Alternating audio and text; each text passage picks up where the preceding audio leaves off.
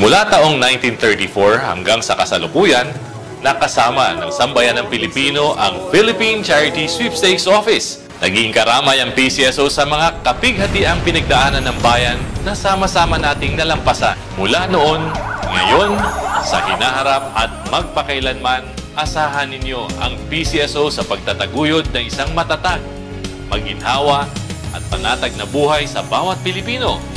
Sa maliit na halaga, hatid ay pag-asa. Panatilihing masaya ang paglilibang. Ang paglalaro sa kasino ay para sa may edad 21 pataas lamang. Magtakda ng oras at limitahan ang gastos sa paglalaro.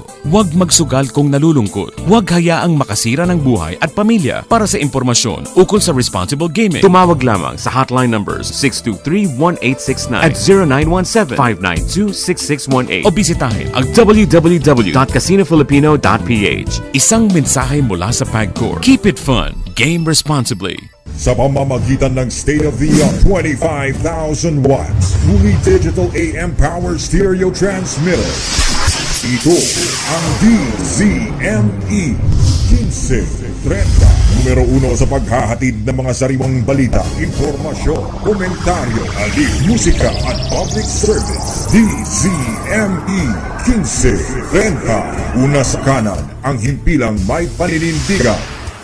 Rex Kayanong sa Target On Air. Para mas malinaw na detalye at hindi ho tayo matraffic, ito ating kausapin, si MPTC Chief Communication Officer, Attorney Romulo Kimbo. Attorney Kimbo, si Rex Kayanong sa DCME. Magandang hapon po. Magandang hapon po sa mga tagapakinig natin, Rex. Salamat po sa pagkakataon.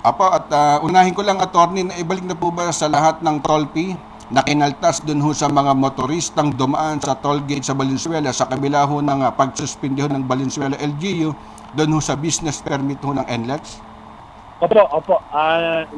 Nare-record naman po yan. Nasa-scan naman yan sa ating RFID system. So, papasalamat din kami na naibato din sa amin sa via sa online yung mga screen image ng mga account na yun nga nakaltasan. So, sinuyod na po namin yung record namin at nakita po namin yung mga motoristang nakaltasan. Ibinalik na po namin sa kanila at naisoli na po. Attorney Gimba, natapos na po ba yung pagpupulong ho dun sa mga alkalde ng Bulacan upang ma-resolve ang issue dun ho sa RFID gaya ng hindi ho binabasa ng mga sensor, yung mga RFID sticker at nagdudulot ng napakabigat hong trapika? Kanina po, natulog na po kami yung ating mga kawalit, kasama po si Mayor Joel Cruz na Higinto na siyang tagapangulo at nagkaroon po kami ng pag-uusap at marami naman pong mga solusyon na nailagay sa lamesa, lalo na po ang number 1, magbabalik po tayo ng mga cash lanes. Ibabalik po yung iba nating cash lanes dahil po, siyempre magpapasko, marami pong pupunta sa, halimbawa, sa Clark Airport, mga magsasalubong na mga dumadating na balikbayan. Yung marami kasi doon, Rex, mga paminsan-minsan lang gumagamit. So talaga naman kailangan nilang wala naman sila talagang RFID. So talagang kailangan natin pagbigyan naman yung mga biyahe na yon. So napagkasunduan po, magbabalik po tayo ng mga cash lane, lalo na sa mga areas na yon. Pangalawa, para po lumuwag ng konti yung ating pagtatawid sa mga toll gate natin, ililipat na po natin yung mga pagkakabit ng sticker. Hindi na po natin gagawin doon sa mga toll gate kasi po may mga toll gate po tayo na napaka-escape, maliliit mga 2-3 lane lang. So, minsan nag-aagawan po yung mga motorista natin, yung iba magpapakabit, yung iba naman gusto nang tumawid, no? Pangatlo, ililipat na rin natin, aalisin na rin natin sa toll gate yung mga nagpapa-reload. Kasi po, yung reloading po, nakakaabala din yun sa mga taong nakasunod. Lalo na kung masikip po yung mga toll gates natin. So, ililipat na rin po natin yon. At attorney, at cut ko lang kayo saglit, ano po ang solusyon? Kailangan po bang mapalitan yung mga sensor na, kumbaga, yung iba, sablay ho talaga at hindi ho mabasa ng RFID sticker? Hindi po. Kasalukuyan po naman natin, salamat sa tanong, regular po natin naman yung sinisilip araw-araw. Tinitingnan po namang inhinyero natin. Bawat report po nang hindi po nagbubukas yung barrier, bawat report, sinusuri po yan ng mga inhinyero natin. At makikita po natin kung ano po ang dahilan. So ina-adjust po yan. Meron po tayong mga pamamaraan ng mga inhinyero natin, ng mga technician. Sa ganun, sina-fine-tune din natin kung kailangan. Pero araw-araw po sinisilip, ino-audit po ang performance ng bawat scanner.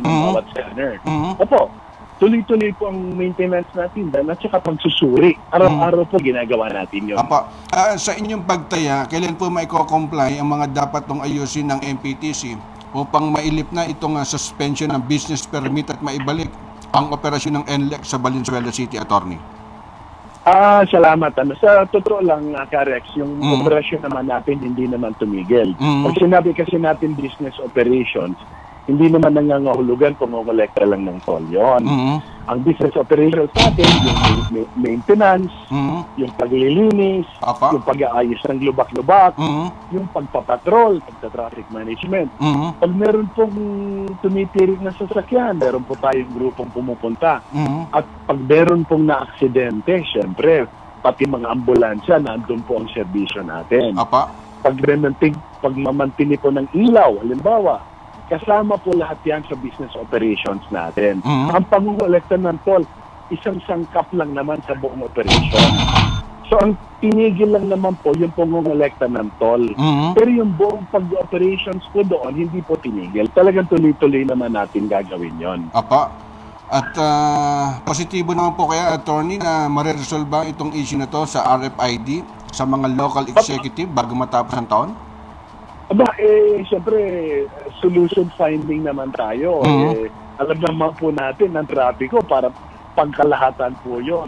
Kaya ang tingin po namin dito, talagang kapit-bisig tayo para isolve ang traffic. Kapit-bisig po tayong lahat. Lahat po meron talaga maitutulong Kasama po ang NLEX. Okay, Attorney, baka meron kayo mensahe sa mga motorista at para naman hindi sila mabangot sa matinding traffic. Mensahe po, Attorney. Opo, maraming salamat. Ginagawa po natin ang lahat na magkaroon po tayo ng ginhawa ng ating pong layunin. Lalo na po magpapasko. Talaga pong dapat magtulungan po tayo. Kami sa ganang amin, lahat po ng pwede namin gawin para hindi po kayo maantala, gagawin po natin. Ito po mga lokal na pamahalaan na dinadaanan po ng NLEX. Lahat po yan, mga kakapit-bisig po namin. Umaasi din kami na meron tayong traffic management support para naman yung ating mga lokal na pamahalaan dyan, nakatulong din. Tulong-tulong po tayo, hindi po ito mawawala kung hindi ang traffic po hindi po mawawala kung hindi tayo magtutulong-tulong. Marami po naman tayong pagkakataon para magtulungan. At salamat po, Attorney Romulo Quimbo. Attorney, mabuhay po kayo. Maraming salamat po, Karex, at salamat po sa pagkakataon. Yan ang tinig, mga kaibigan, ni Attorney Romulo Quimbo, ang chief ho ng MPTC Communication.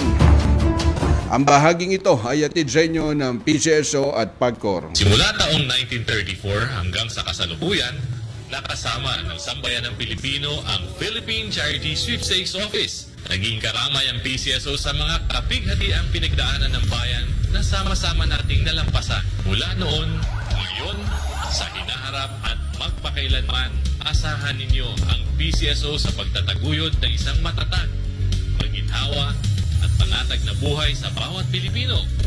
Sa maliit na halaga, hatid ay pag-asa.